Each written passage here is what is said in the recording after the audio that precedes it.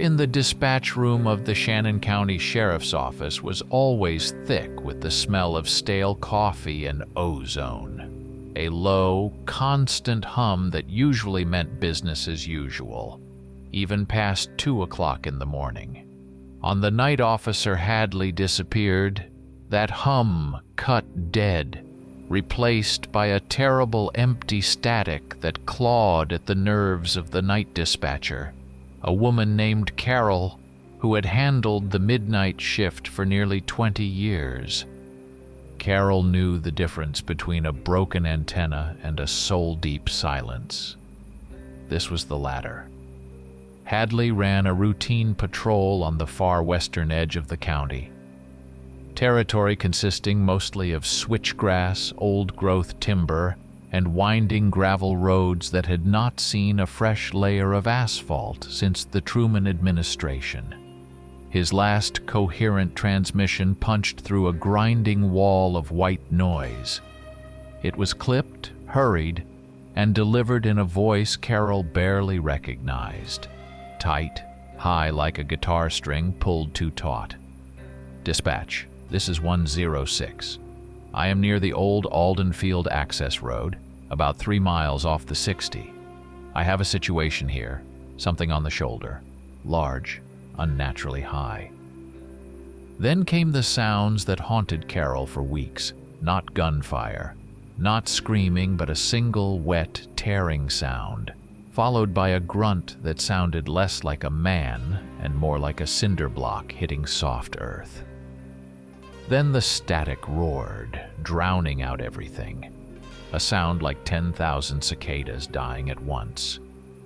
Carol tried to raise him for 20 minutes, her throat dry and raspy, before the county chief finally authorized the official search.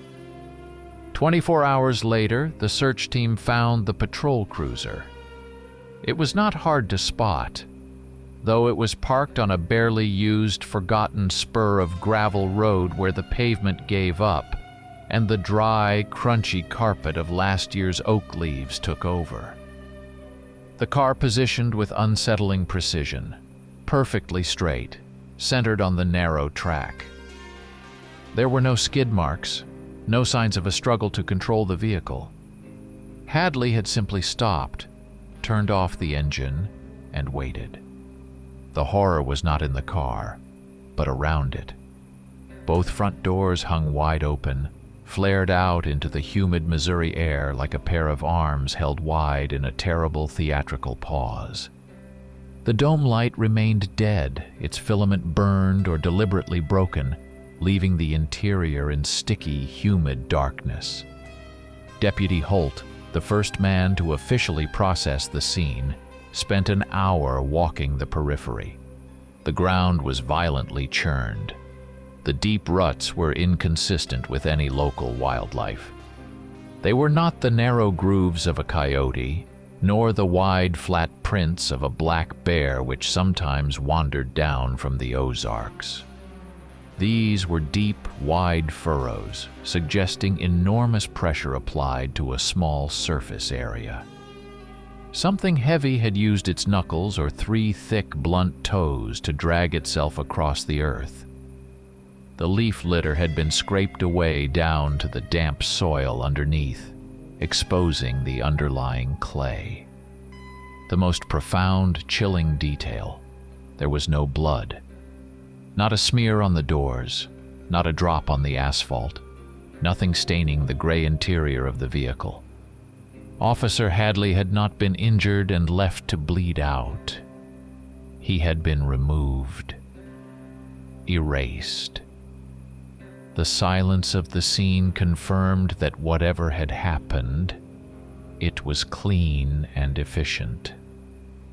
Holt reported 2 persistent smells inside the car, concentrated around the driver's seat and the steering wheel.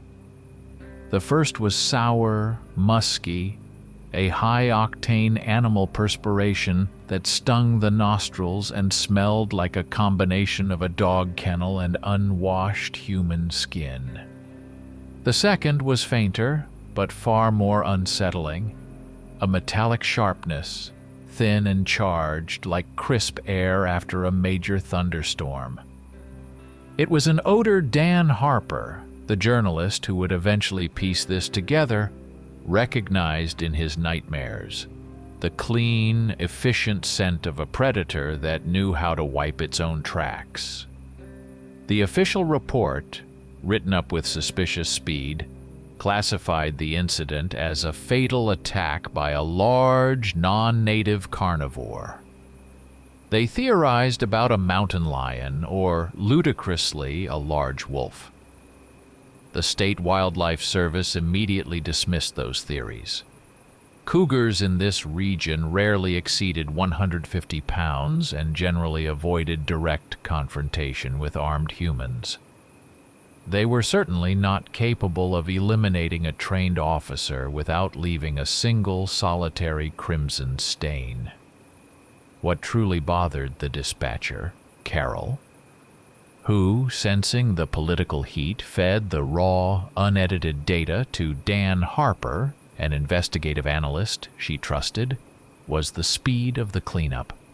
The entire digital footprint of the incident, from Carol's frantic 911 log to the chief's internal memo, was scrubbed, coded, and sealed under a banner reading special federal importance in less than 6 hours. Physical evidence was packaged and shipped out faster than an express delivery. It was the administrative equivalent of a panic attack. Carol whispered to Dan over a heavily encrypted line that this was the 5th incident in 2 years. 5 missing persons, all military-age men, all vanished under similar circumstances. Absolute silence, disturbed ground, and not one drop of blood. All 5 events took place within a 30-mile radius of that forgotten dead spot on the map. Alden Field. The county was bleeding bodies, quietly, efficiently, and the government sealed the wounds with bureaucratic wax. The sun had long since risen over Shannon County by the time Deputy Holt finished walking the periphery. But the dew on the leaves felt cold, almost frozen. He knelt by the cruiser, looking at the deep, broad furrows gouged into the earth. The tracks showed the creature that took Officer Hadley gathered itself for the massive leap it took back into the covering woods. Holt looked up at the dense, oppressive wall of forest, ancient oaks and scraggly pines, and knew, with the chilling certainty of a man who had seen too much, that whatever had taken Hadley was not running from anything. It was taking its prize home. He shivered, despite the 85-degree Fahrenheit heat, feeling the profound wrongness of a world where the laws of physics and biology had been momentarily suspended, just long enough for the horror to slip in and then out again. He felt a deep, primal fear, the kind that made a man want to burn the woods down and pretend he never saw what he saw. It was the feeling that drove Carol to call Dan Harper. Somebody needed to know that the silence was not natural. Dan Harper was not a romantic. He was 28 years old and specialized in data analysis, structural inconsistencies, and the ugly, often dangerous truth that hides in plain sight within municipal budgets. His journalism was not about drama. It was about the cold mathematics of corruption and failure. His tiny apartment office smelled permanently of cold-pressed coffee grounds and the faint coppery scent of freshly printed newsprint, remnants of the days when newspapers still mattered. He was rational to a fault, a man whose worldview anchored firmly in the verifiable, the documented, the undeniable. The details Carol provided about Officer Hadley's disappearance chewed at the edges of his rational framework, like rust on an old sedan. 5 missing men, all near the same geographical dead zone, and a cleanup operation so fast it suggested a pre-approved protocol. It smelled like incompetence hiding a disaster, or worse, competence hiding something intentional. He started, as he always did, with the maps and the money. He overlaid the 5 disappearance sites onto a regional survey of Shannon County, drawing a 30-mile circle. The center point was Alden Field. Alden Field was the anomaly. According to Missouri state census records, the town had a 0-person residency count. It was officially classified as abandoned farmland, yet 3 years prior, a massive federal earmark, disguised as an Environmental Protection Agency grant, flowed into the county coffers, justified under the pretext of a large-scale emergency municipal infrastructure overhaul focused on water pipe and sewer line replacement. Dan spent a week tracing those funds. They were real and huge, over $70 million over 36 months. But the work they were supposed to finance was invisible. He checked every major and minor construction firm registered in Missouri, Tennessee, Arkansas, and even Illinois. Not a single one had a contract related to Alden Field.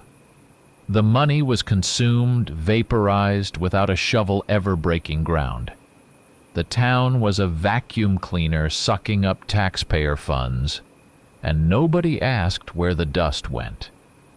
This was not mere fraud. This was maintained silence. Fraud leaves paper trails for personal gain. This felt like a deliberate strategy to keep a geographical location solvent on paper while ensuring its total inaccessibility in reality. The frustration became a physical ache, a knot in his stomach that only verifiable images could untie. He shelled out $300, a significant portion of his meager income, to a private satellite imaging service for high-resolution, recent shots of Alden Field. He stared at the resulting images on his screen for 40 minutes, running the magnification up and down until the digital pixels blurred into sharp, undeniable reality. The town was perfectly preserved. The roads were empty, yes, covered in a thin layer of dust and weeds pushing up through the cracks, but intact. The houses stood whole, 2 stories, clapboard siding, some with porches. There was no construction vehicle, no stacks of pipe, no ditches, no temporary fencing, no portable toilets smelling of chemical blue. It was not a construction zone. It was a town lifted gently off the shelf and placed in a hermetically sealed container.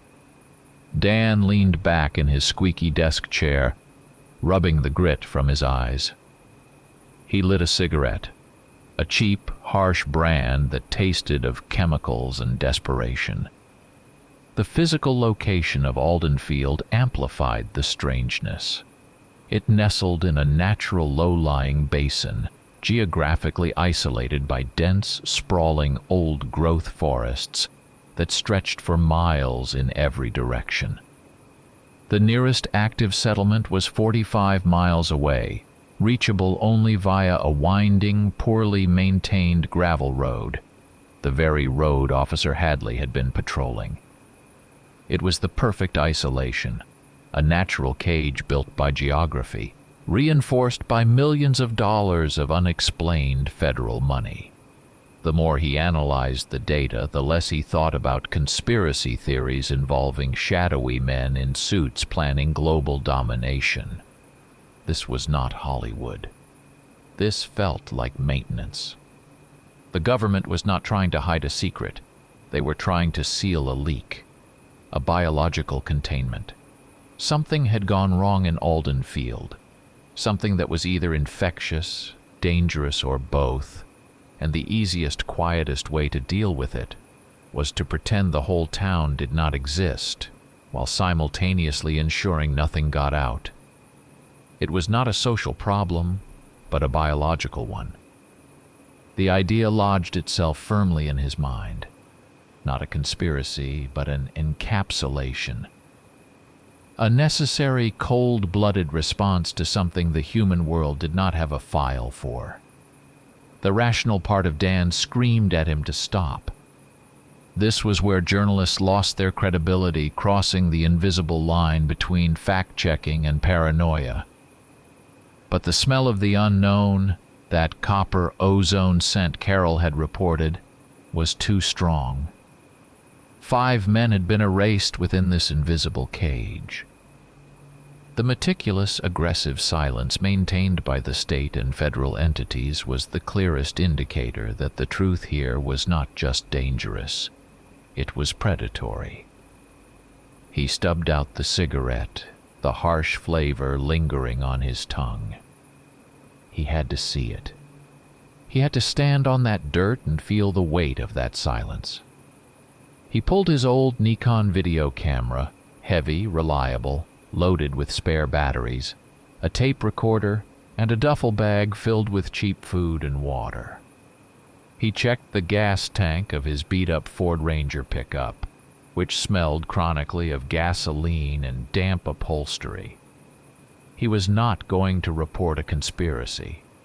He was going to document a failure. He was driving 45 miles into the middle of nothing to confront a silence he knew was waiting to shatter. He packed a heavy flashlight, a road map, and a profound, cold certainty that somewhere within those dark, encircling forests, the definition of humanity was being rewritten in terrible detail.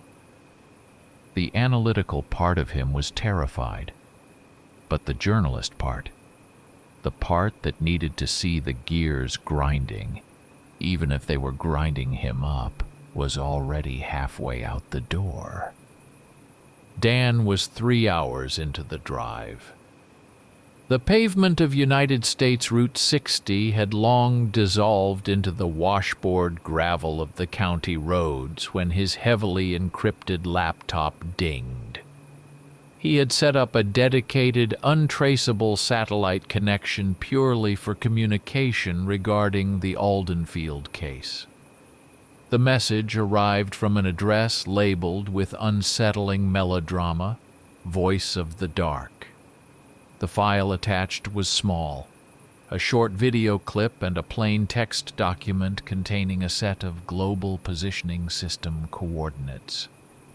He pulled the Ranger over, the engine ticking audibly as it cooled down in the humid afternoon air, now hovering at 88 degrees Fahrenheit.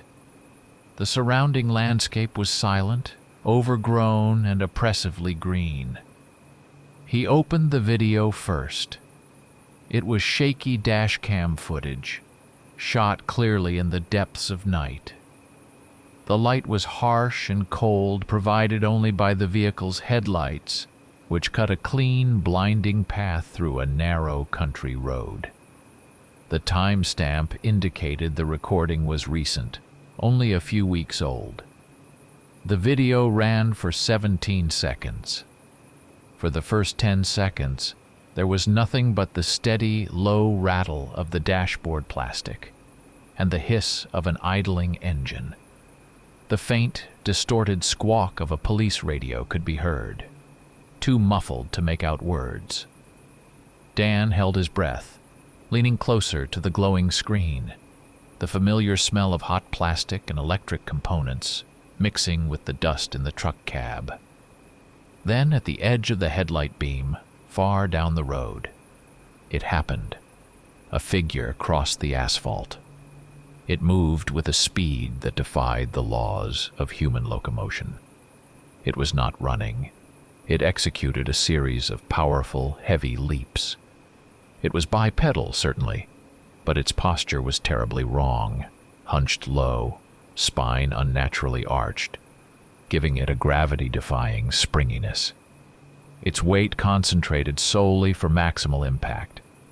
It was massive, far larger than any man Dan had ever seen, its bulk covered in something dark and non-reflective, a matte texture that absorbed the light rather than reflected it. The sound that accompanied its movement, even through the tiny laptop speakers, was a wet, heavy thump-thump as its mass landed and launched again. The figure reached the very edge of the light beam, and for a fraction of a second, less than an instant, it turned its head toward the camera. The light caught the reflection of its eyes. Dan felt a cold spike of adrenaline plunge into his chest, paralyzing his breath. They were not the soft, reflective eyes of a deer caught in the beam, nor the green pinpricks of a coyote. They were luminous, yellow, glowing with an internal, hungry light, like polished amber stuffed with a burning coal. They held no confusion, no fear, only a cold, assessing intelligence. They were the eyes of a creature that knew precisely what it was seeing and what it intended to do about it.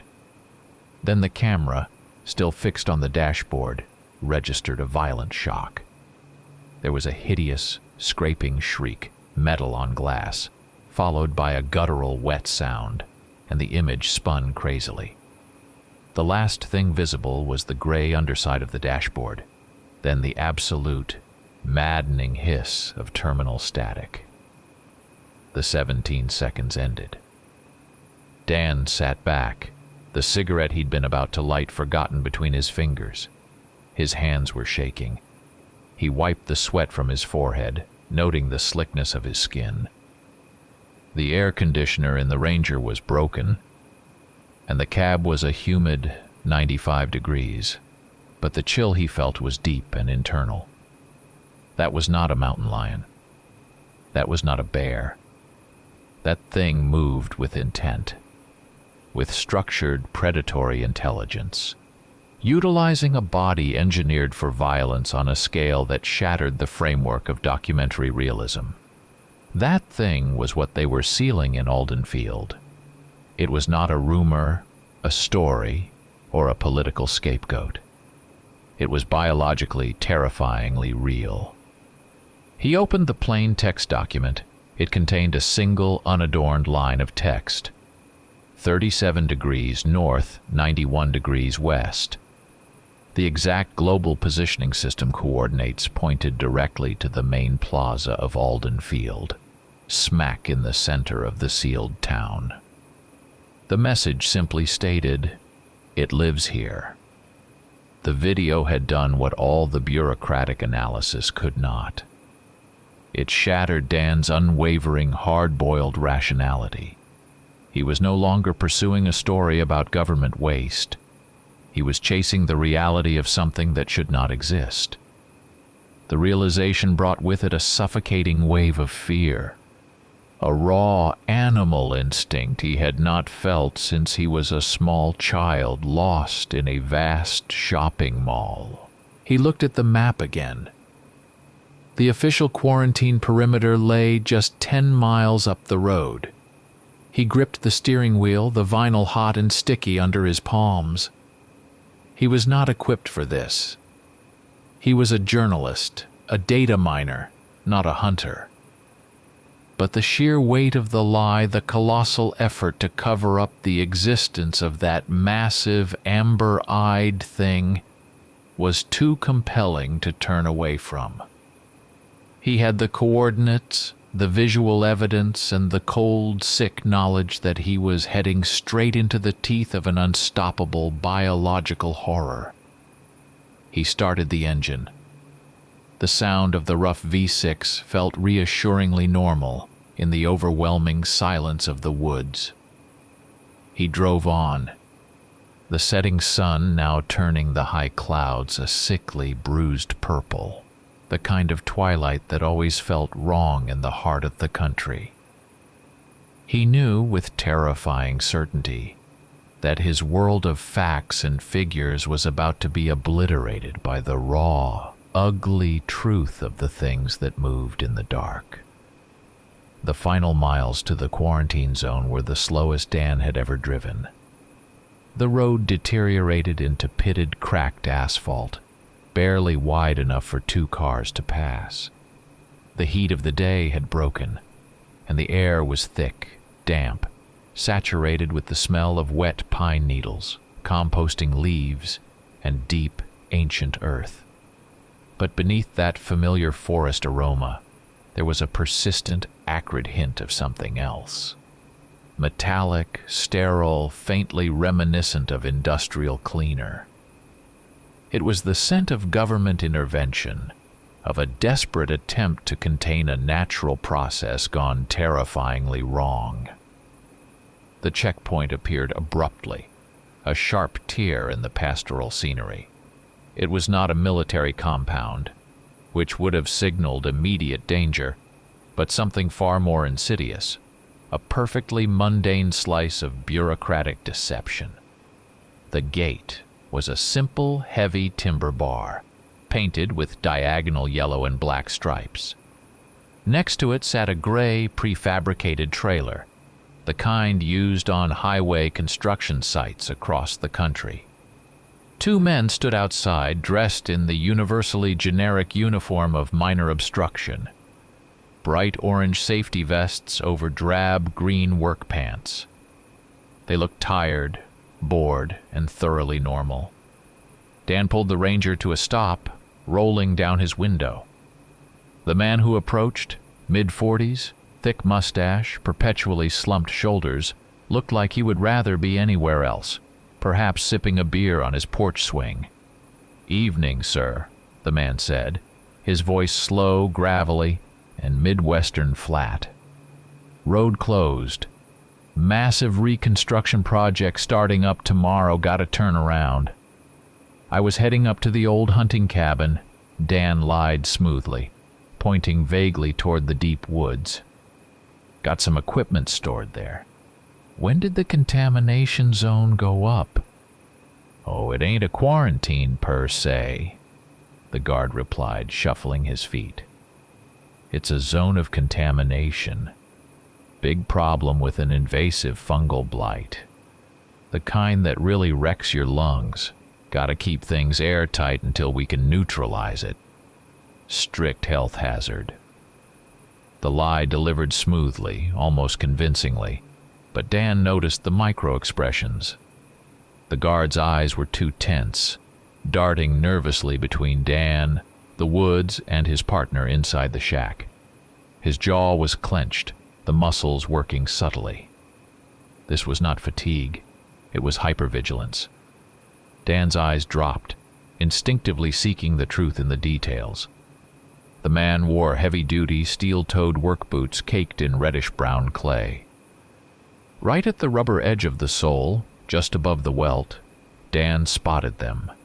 Thin but impossibly deep scratches. Too precise for stray rocks, too sharp for normal wear. Something had reached up and raked the rubber, testing its durability. They were claw marks, thin, efficient lines that suggested a power far beyond a domestic animal. He glanced toward the interior of the prefab shack. While the exterior shouted construction site, the windows were covered with thick, newly installed steel shutters, not for protection against vandals, but against incoming force. And on the roof, barely visible through the thick canopy, was a dull gray directional satellite antenna, pointing not toward a central office but deeper into the woods, toward Alden Field. This was not a temporary check. It was a reinforced bunker designed to keep the world out, and whatever was inside in. "Tough job," Dan commented, injecting genuine sympathy into his voice. "Breathing that moldy air all day." The guard just grunted, waving him off. "Just turn around, sir. We cannot let anyone through. Federal orders." Dan reversed the truck slowly, driving half a mile back before taking a sharp turn onto a barely discernible logging trail he'd spotted on his satellite map. He drove for another mile, navigating the deep ruts and thick underbrush, until he found a perfect small depression, a shallow ravine choked with ferns and pines, where he hid the Ranger completely. He killed the engine and sat in the sudden, crushing silence. waiting for the last blush of twilight to fade. Darkness in the Missouri forest arrived with oppressive speed. It was not just the absence of light. It was a physical weight, a thick blanket woven from humidity and shadow. Dan checked his watch, 10:47 post-meridium. He had been waiting for an hour, the tension in his neck mounting before he heard it. It came from the direction of the perimeter, maybe a mile and a half away. It was not a wolf's howl, which would have carried the wild, mournful poetry of the wilderness. This was a sound made under duress, a strangled, deep, guttural noise that seemed to vibrate the air rather than cut through it. It was a rumble, a heavy, low-frequency sound that ended abruptly, cut short, as if the creature making it had violently contained its own expression. Then it started again, a series of short, explosive barks, layered with a throaty rasp. It sounded like a massive animal trying desperately to suppress a cough, or perhaps a terrifying display of self-control. It was a roar denied, a sound that spoke not of mindless fury, but of structured, focused malice. The creature held back its full voice. Dan pressed his head against the cold window glass. The sound lasted perhaps 10 seconds before being swallowed entirely by the night. The silence that followed was worse. A profound, unnatural stillness where the crickets and nocturnal birds refused to chirp. The contrast was unbearable. The serene, distant blanket of stars above, utterly indifferent, juxtaposed with the violent, contained, predatory sound emanating from the darkness ahead. This place was not peaceful. It was a coiled spring. The everyday world ended at that phony, orange-vested checkpoint. Beyond lay Alden Field, and the things that produced that low, cutting rumble, things that carried the metallic scent of pure hunter, and knew how to leave claw marks on a rubber boot. He realized with a chill that finally broke the oppressive humidity that he was not infiltrating a government quarantine. He was crossing a threshold into a hunting ground. Dan waited until midnight, when the moon, though partially hidden, was high enough to cast faint, skeletal shadows through the dense canopy. He slung his camera bag over his shoulder, double-checked the heavy-duty flashlight, and began his approach. He deliberately avoided the main road, circling wide through the deepest part of the woods, following the course of a small, nearly dry creek bed. The water was glacial, even in the summer night. He moved slowly, deliberately, the sharp, cold stones rolling beneath his rubber boots. The odor of the creek was a mix of freezing sludge and clean moss, but as he neared the perimeter fence, that sharp, chemical, metallic smell, the scent of containment, returned, now laced with the faint tang of wet, rusting wire. He was acutely aware that every splash, every misstep, sounded like a cannon shot in the overwhelming quiet. He found the break in the fence, a rusted chain-link barrier that had been lazily strung together years ago, where the ground sloped sharply into the water. It was not electrified, but the barbed wire along the top was thick and sharp. He vaulted over carefully, snagging his jacket sleeve, the sound of the ripping fabric an infuriating betrayal in the dead silence. He was in Aldenfield. The town itself was the first and most profound horror. It was not ruinous, which suggested a natural decline, but perfectly preserved in a state of arrested decay. The silence was absolute. There were no crickets, no wind rustling leaves, no sound of distant traffic. The noise of the world had been forcibly muted here, trapped under a bell jar of oppressive stillness. The houses stood like stage sets. Clapboard siding peeled paint, but the structures were sound. He tried the door of the first house he approached, a small, pale yellow bungalow. It swung inward silently. The inside smelled of dust and dry air, 3 years' worth of settled stillness. Dan moved through the kitchen, illuminating the scene with his flashlight. The abandonment had not been rushed. It was instantaneous. On the counter, next to a window overlooking a brittle vegetable patch, sat a plate with a portion of pasta, now desiccated, green, and mummified. A small plastic cup, half full of milk, sat beside it, its contents reduced to a hard, chalky ring. The dining room table still held a centerpiece, slightly dusty, but undisturbed. In the master bedroom, the bed was unmade, the sheets turned down neatly. Life had not been interrupted. It had been switched off like a light bulb in a lamp. Dan photographed the scene meticulously, the mechanical shutter of his camera sounding deafening in the stillness. He moved the light over the small personal details. A stack of bills addressed to a Meister and Mrs. Walters. A pair of reading glasses resting on the arm of a threadbare armchair. On the refrigerator, held by a chipped ceramic magnet, a child's crayon drawing of a smiling, disproportionately tall person standing beneath a bright, aggressive sun. He noticed the deep gouges on the wooden door frame of the pantry, and his gut tightened. He started tracking the walls and corners. The scratches he had first noticed on the guard's boots were here, amplified and multiplied. They were vertical lines, deep troughs scored into the plaster and wood, sometimes reaching 10 feet up the wall. They were spaced evenly, too wide for a house cat, too sharp for a large dog. They suggested a massive weight was being dragged or braced vertically. They were not vandalism. They were communication, or perhaps terrifyingly physical markings of a stretch. The most profound realization hit him in the parlor.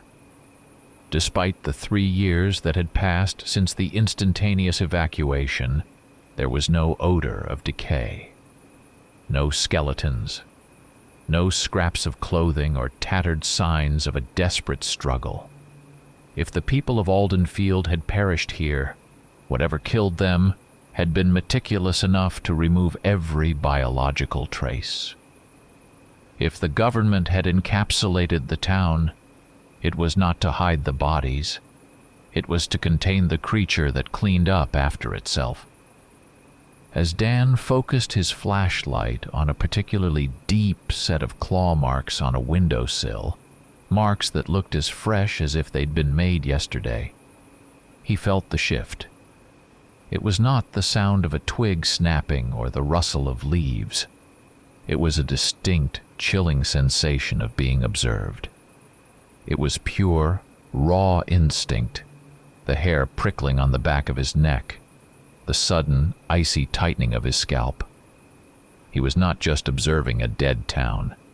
He was standing in the center of a blind spot, and the thing that had caused the silence was now fully aware of his presence.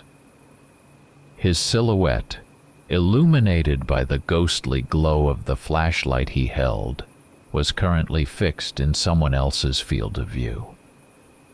He was no longer an investigator. He was dinner. He killed the light instantly, plunging the room into absolute paralyzing darkness, his heart hammering against his ribs like a desperate fist. He stood motionless, breathing through his mouth, waiting for the silence to break. The silence held, but the feeling of observation intensified. Dan waited, rigid, until his eyes adjusted to the oppressive gloom of the abandoned house. The light filtering in through the gaps in the window shutters was milky and faint, barely enough to outline the furniture. He needed to move, but his muscles locked by the cold certainty that the slightest noise would trigger a response. He was in the hall, midway between the living room and the staircase, when the sound came. It originated directly above him, on the second floor. It was a low, heavy thud, followed by a muffled, rhythmic scrape. The weight was immense, and the rhythm was too fast for a human burdened by gear. It was a gallop, but a heavy, grounded, four-limbed gallop. The creature moved on all fours, but the length of the stride, the sheer hydraulic power suggested by the sound, was horrifyingly unnatural. Dan pictured the gait from the dashcam video, that immense, gravity-defying spring, and realized this thing used its limbs not for walking, but for compressed, silent propulsion. The sounds became more distinct.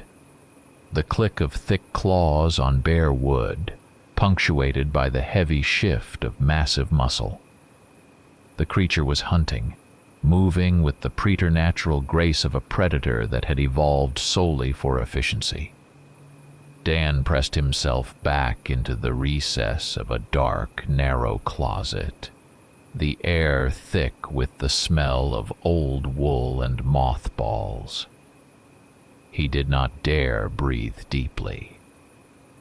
He saw the shadow first, thrown massively against the far wall as the creature approached the top of the stairs. The outline was disturbing, a vast hunched back, the weight carried forward, the shoulders broad beyond human proportion. The spinal curvature was extreme, designed to spring. The limbs ended in heavy, club-like paws. Slowly, deliberately, the creature began to descend. There was no noise. The silence it generated was absolute, proving that the previous thuds were deliberate, perhaps a way of marking territory or driving prey. Now, it moved with the horrifying perfection of a killing machine. It reached the bottom step. A thin, ghostly shaft of moonlight, slicing through a gap in the front window shutters, caught its profile just long enough for Dan to see the details he would carry in his nightmares. It was not furred. The skin was thick, heavy, and bumpy, a mottled, sickly gray like old concrete mixed with wet clay. It was armored, designed to resist tearing. The most shocking detail was the joints. The knees and elbows were unnaturally inverted, bent backward, allowing for the compressed, terrifying posture, capable of launching the massive body in an explosion of speed. The creature stood motionless, its head low, aimed directly toward the center of the hall. It was not looking, it was scenting, pulling in the microscopic changes in the airflow generated by Dan's terrified, shallow breathing. Then, the eyes. Those amber eyes, exactly as seen in the video, caught the scant moonlight. They were not merely reflective, they pulsed with a faint inner luminescence, cold and calculating. The creature did not attack. It stood, stock still, massive and patient, its head tilted slightly, an unnervingly human gesture of deep, critical assessment. This was not a mindless beast. It was an intelligent hunter determining the exact location, size, and readiness of its prey. It waited for Dan to move, to betray the perfect stillness of his concealment. It assessed the kill. The moment was agonizing, a minute stretched into an eternity defined only by the terrible proximity of the monstrous intelligence. Dan felt the raw, metallic scent of its sweat, sharp and high, the very odor the dispatcher had recorded, filtering past the dusty closet door. He knew he had only a fraction of a second before the creature finalized its target acquisition. He did not think. He acted on pure, desperate adrenaline. He burst out of the closet, not toward the front door, which the thing blocked, but back through the kitchen, toward the unlatched back porch door. The reaction was instantaneous. The stillness was replaced by a catastrophic noise, a rushing, wet explosion of sound. Dan heard the air being displaced, the floorboards shrieking, followed by an immense shattering impact as the creature launched itself across the room. He slammed through the back door and hit the yard running, hearing the distinct, cracking sound of thick wood and plaster tearing as the thing, missing him by inches, ripped through the interior wall of the house in its attempt to intercept. He did not look back, running blind into the dense shadow of the neglected backyard, the sound of the hunting machine now a chaotic, heavy pursuit through the silent houses of Aldenfield. He had seen the truth, and the truth was fast, huge, and engineered to kill. Dan ran until his lungs were screaming, the taste of metallic adrenaline thick on his tongue. He finally found temporary sanctuary in a crumbling structure near the town's deserted periphery. The municipal archive and records office, a low-slung concrete building that looked marginally more defensible than the clapboard homes. The air inside was stale, dense with the overwhelming scent of mold, dry ink, and generations of forgotten paperwork. He locked the heavy steel fire door and wedged it shut with a filing cabinet, then sank onto the floor, utterly spent, struggling to pull the hot, humid air into his collapsing chest. He needed to find confirmation, not just of the creature's existence, which he now knew with terrifying certainty, but of their nature. He needed to understand what he was fighting. He used his flashlight, careful to keep the beam focused low, tracing the aisles of dusty shelves. He passed records of taxes, zoning laws, and school transcripts, all filed with the obsessive bureaucratic neatness common to small towns. Then, deep in the special projects section, he found the anomaly. It was a brittle, yellowed copy of a confidentiality agreement dated 2 decades prior, signed by several local officials and a representative from a cryptic federal agency called the Department of Rare Genetic Anomalies. The heading, typed in aggressive black block letters, read, Project Aldenfield, Self-Sustaining Community with High-Risk Predatory Genetics. Dan flattened the document on a dusty desk, the paper crinkling protestingly. His hand still trembled, but the text was a cold shock of clarity. This was not myth. This was not demonic possession. It was genetics. The document described a naturally occurring mutation, endemic to a specific isolated cluster of families in the Ozarks region who had congregated historically in this low valley. The mutation, primarily carried via the male lineage, caused 2 primary physiological effects: hypertrophied muscle growth far beyond human baseline, and a radically accelerated healing factor under extreme stress. Crucially, the mutation was tied to an internal chemical trigger.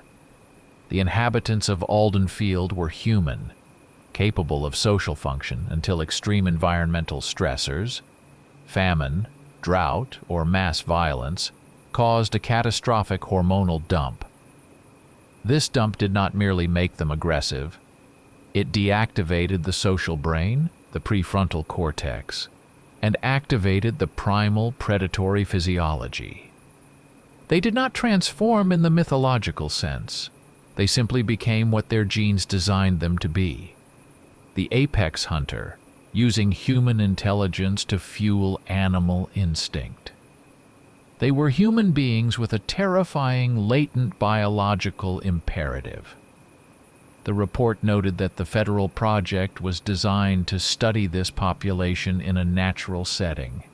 a vile, unethical experiment meant to determine if the predatory genes could be contained and suppressed through economic stability and psychological monitoring. 4 years ago, the experiment had catastrophically failed. A combination of regional drought and economic collapse, the very famine mentioned as a trigger, had pushed the community past the tipping point. The anomaly became epidemic. The individuals Dan saw in the dashcam video and faced in the house were the result. Not monsters that appeared under a full moon, but people whose true, genetically superior, and utterly merciless nature had manifested permanently. The report also detailed the initial security protocols, how to handle harvesting events.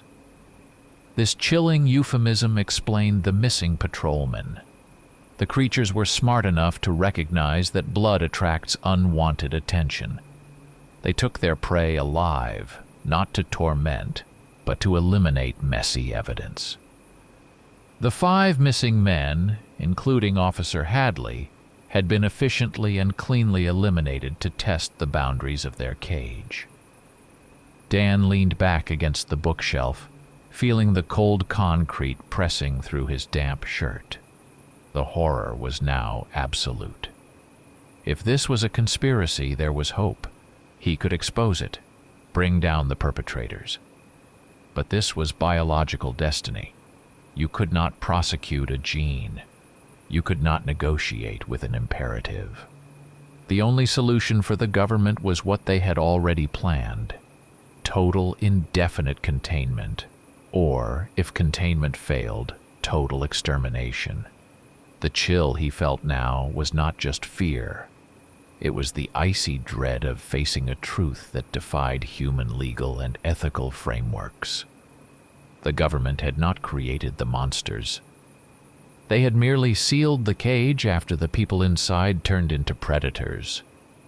And now, knowing what he knew, Dan had the terrible, certain feeling that he was not just trapped in a biological laboratory, but that he was rapidly becoming part of the experiment's final, violent phase.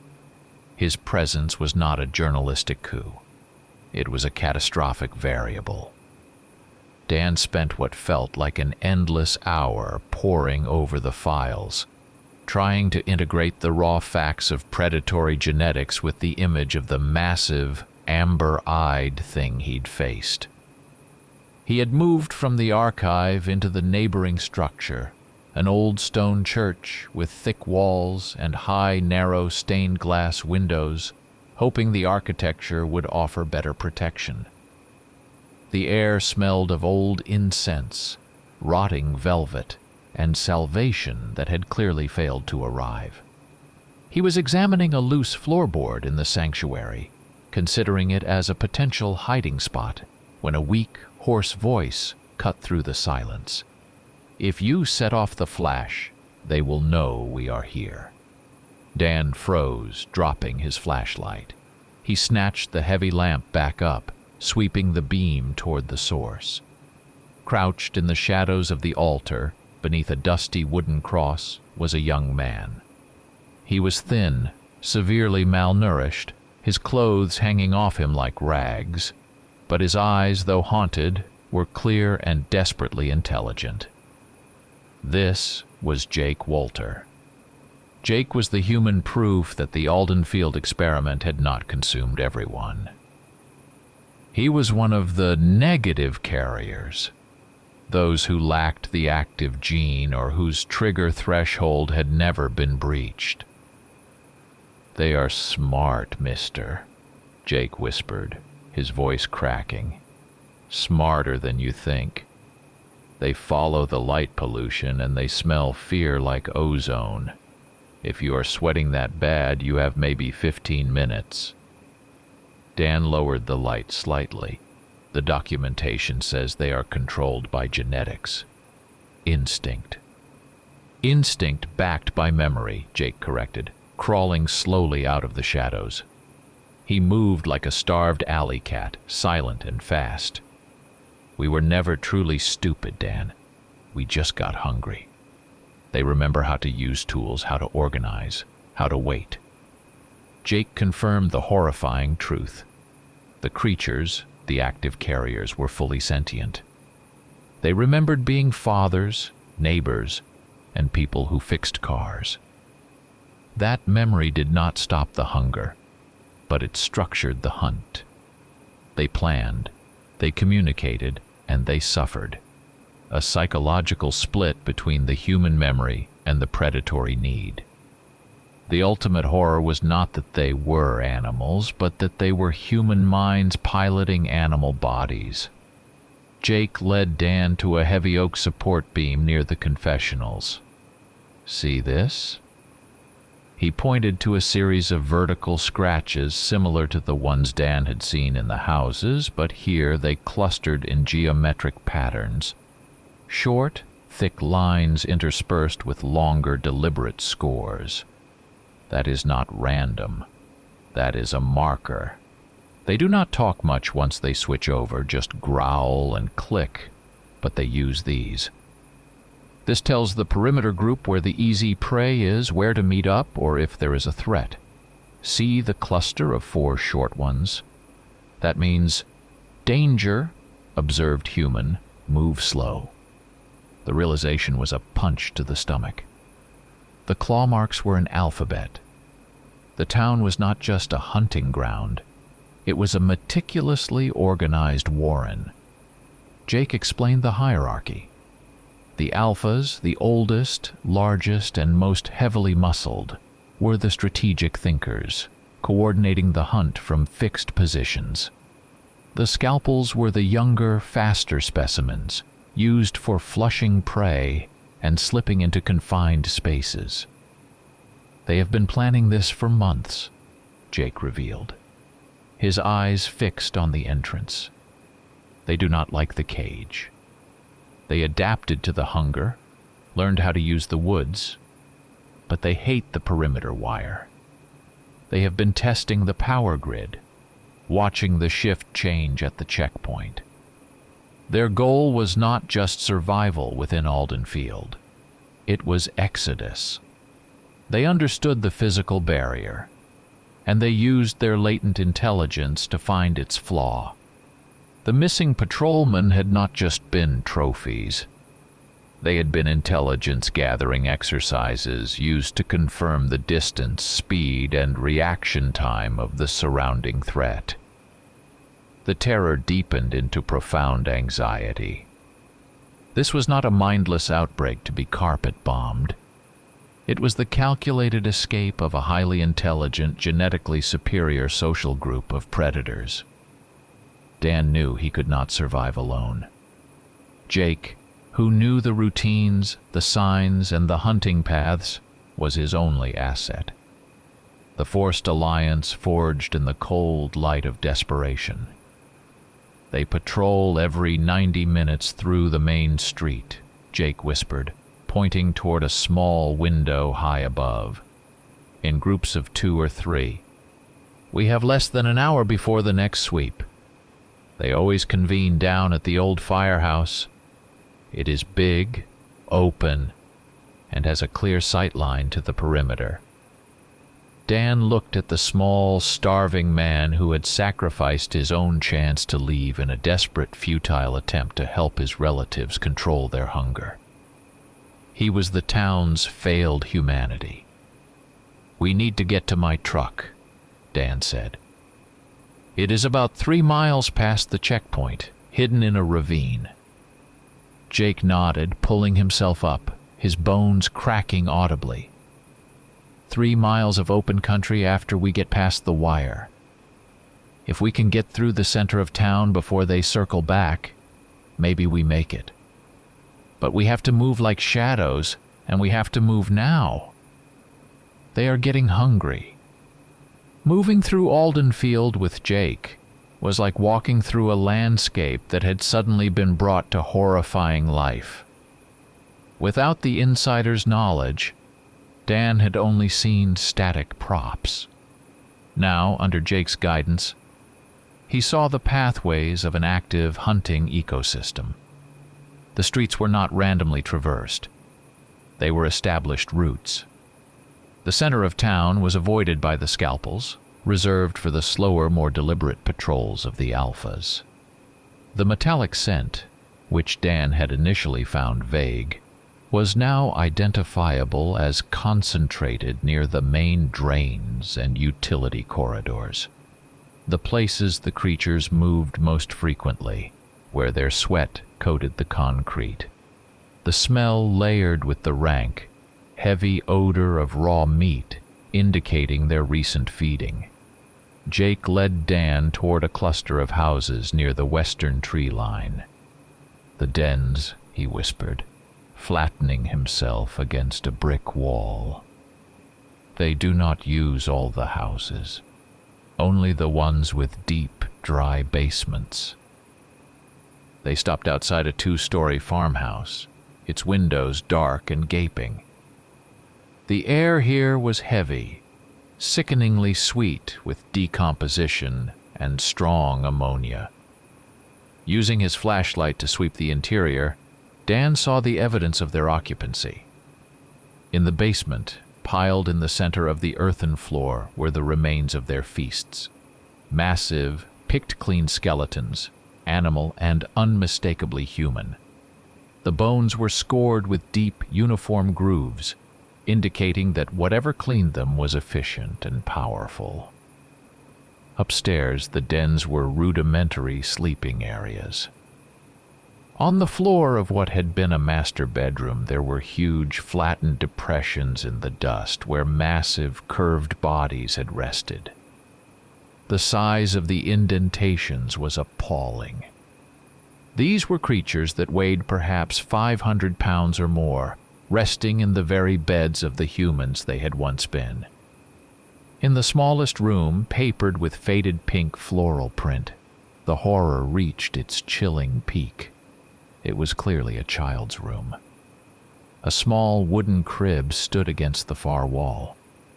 "I tried to help her, I really did," Jake muttered, his voice choked with a pain that went beyond fear.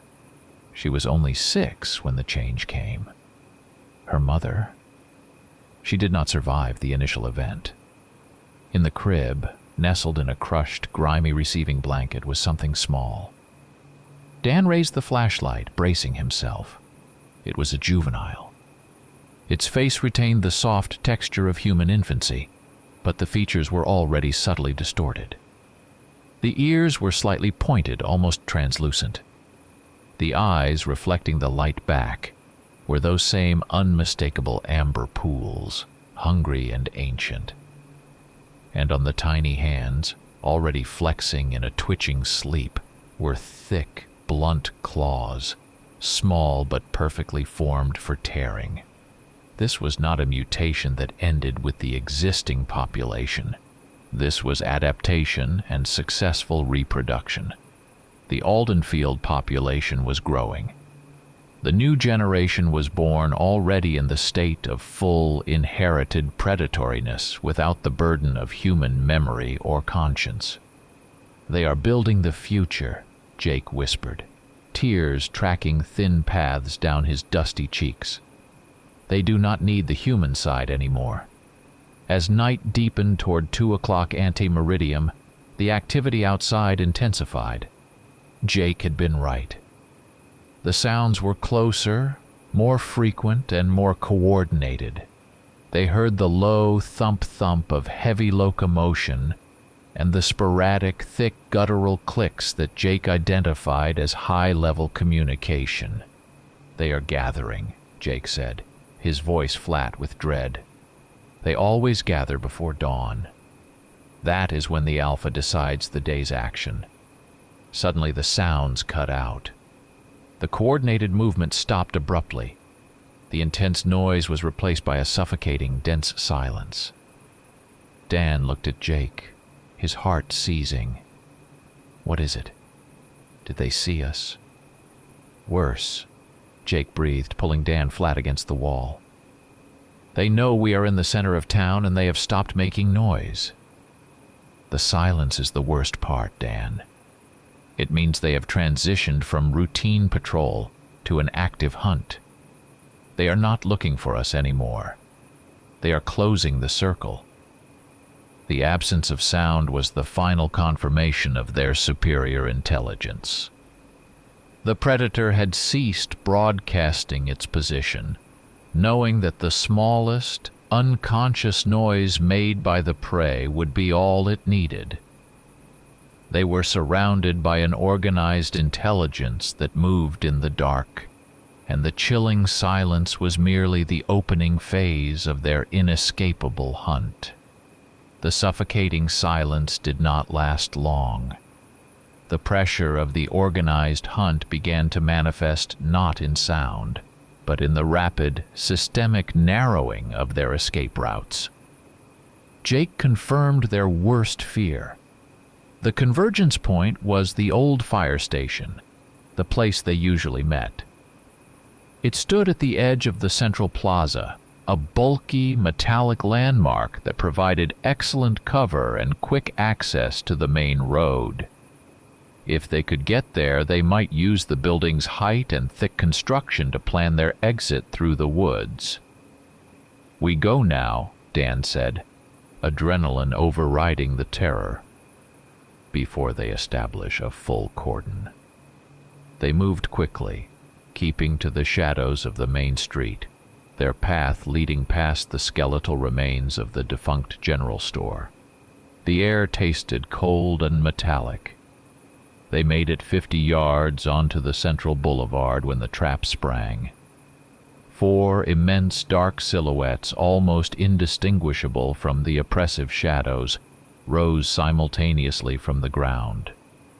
They were huge, hunched masses, blocking the main intersections ahead and behind. They made no noise, simply standing silent and massive like granite statues that had decided to move. Dan immediately tried to bolt right, toward a cluster of abandoned cars. "No!" Jake hissed, yanking Dan left. "They are guiding us!" As if on cue, the fastest of the 4, a sleek, slightly smaller Scalpel, shot forward with the explosive speed Dan had seen in the dashcam video. It was not an attack designed to kill, but to herd. The creature blocked their path to the right, forcing them to pivot sharply toward the left, deeper into the urban core. "They are running us to the Alpha," Jake gasped, scrambling over a broken concrete median. "He is bigger, slower, and he is waiting at the corner of Cedar Street. They never risk the main Alpha on the flush." The horror was in the realization that they were being treated not as individuals, but as biological resources being funneled into a predetermined kill zone. 2 more shapes peeled off the main block, flanking them with sickening, focused speed, driving them forward toward the fire station. The fire station entrance was a pair of heavy, rusted metal doors, designed to accommodate the old engines. It was their only hope. They sprinted, fueled by pure, desperate terror. Dan threw himself against the metal door just as the pursuing Scalpel made its final massive leap. The door shrieked open, and they collapsed inside, kicking the door shut behind them just as the thick, heavy body of the creature slammed into the metal. The impact was deafening, a resonant bong that shook the thin, single-story structure to its foundation. The smell of high-octane animal sweat, thick and sour, immediately permeated the room, filtering through the tiny gaps around the doorframe. Dan and Jake scrambled back, shining the flashlight beam on the door. The metal was already groaning inward, dented hideously by the force of the strike. "It will not hold. It is too thin," Jake cried, his voice high-pitched with pure panic. Outside, the coordinated attack intensified. They were not just hitting the door, they were testing the structure. One section of the metal wall near the ground shrieked as a foot or fist braced against it, applying enormous, leverage-driven pressure. Then came the communication. Low, throaty, deep clicks and rasps, a sound like rocks being ground together. It was impossible to decipher, but the intent was clear. The creatures were discussing strategy. Which weak point to exploit? Dan stared at the bending metal, the sound of his own rapid, desperate pulse filling his ears. His mind screamed for data, for pattern, for the structure of reality. But reality had collapsed. He was facing a superior intelligence housed in an unkillable body, and his metal refuge was about to be torn open like a wet paper sack.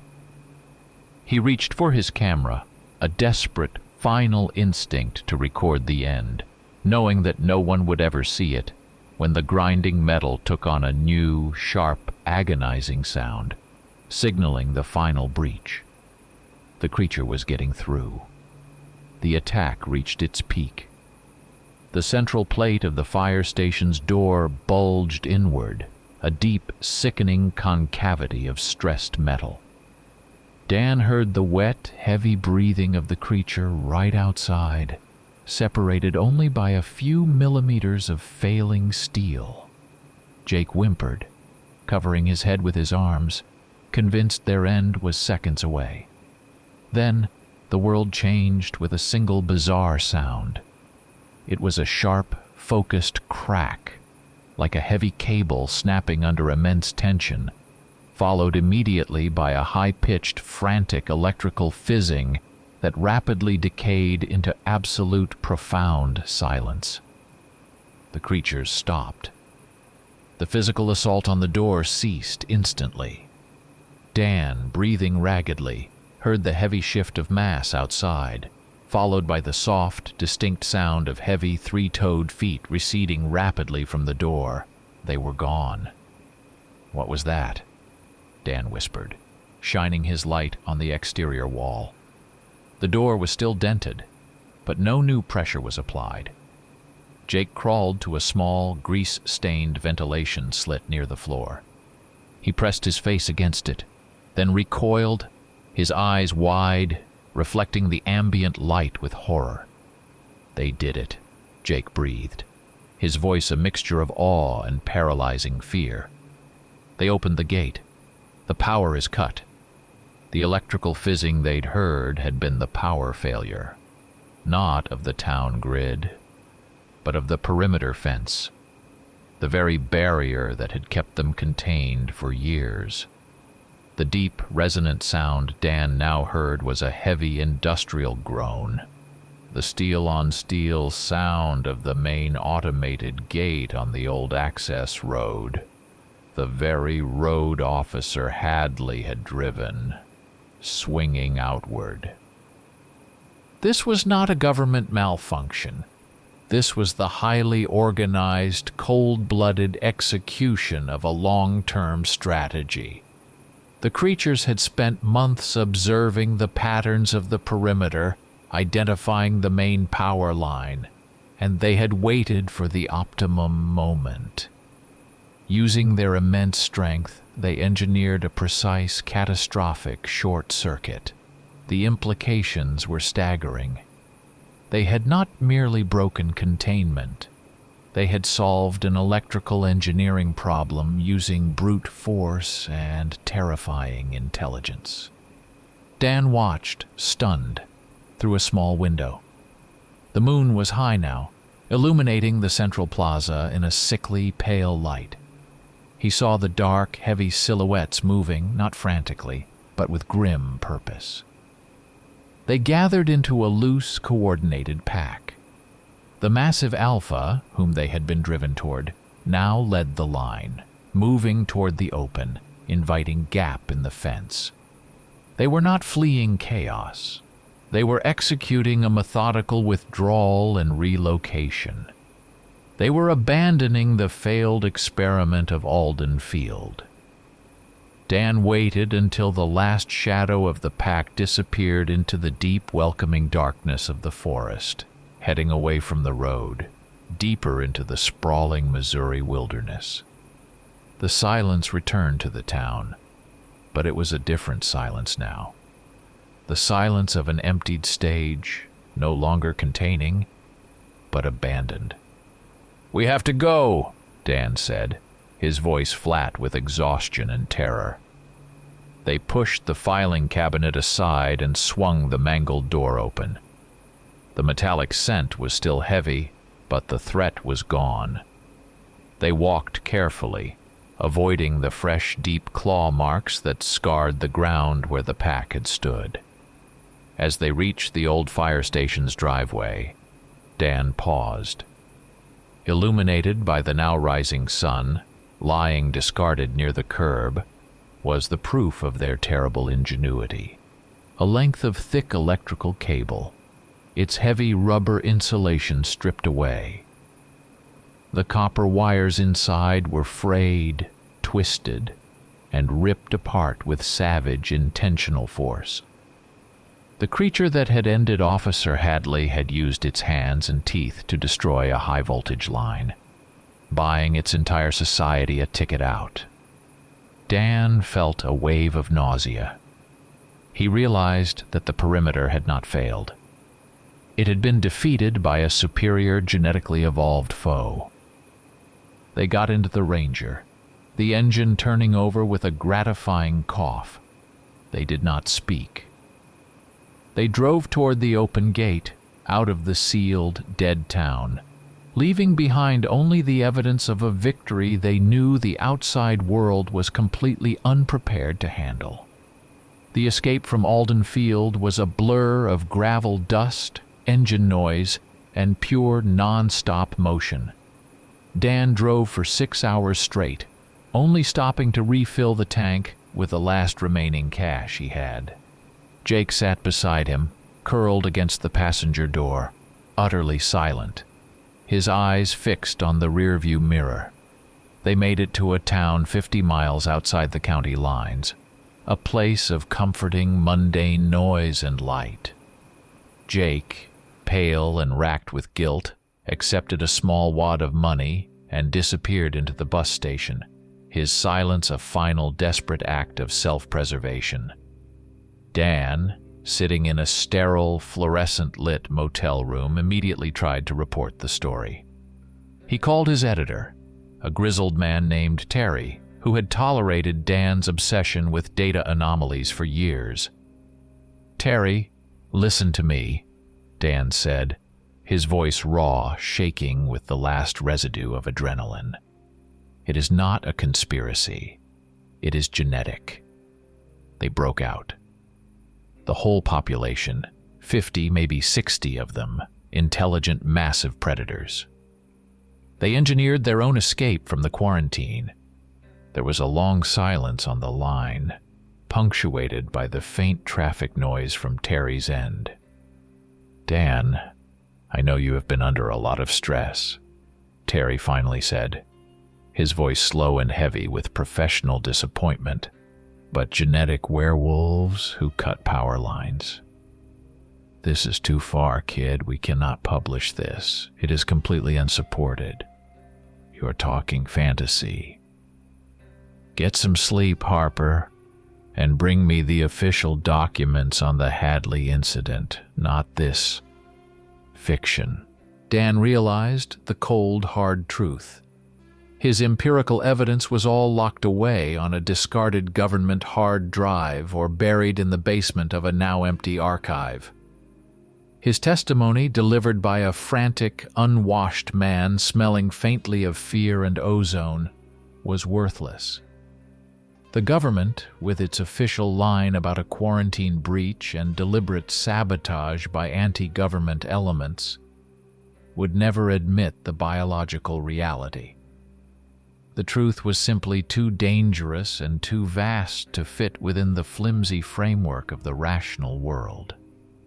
He was the only one who knew that the most sophisticated, adaptive predator on the continent was now loose.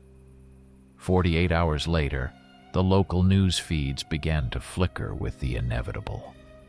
They were short, easily dismissed snippets from rural townships 300 miles away, closer to the interstate corridors.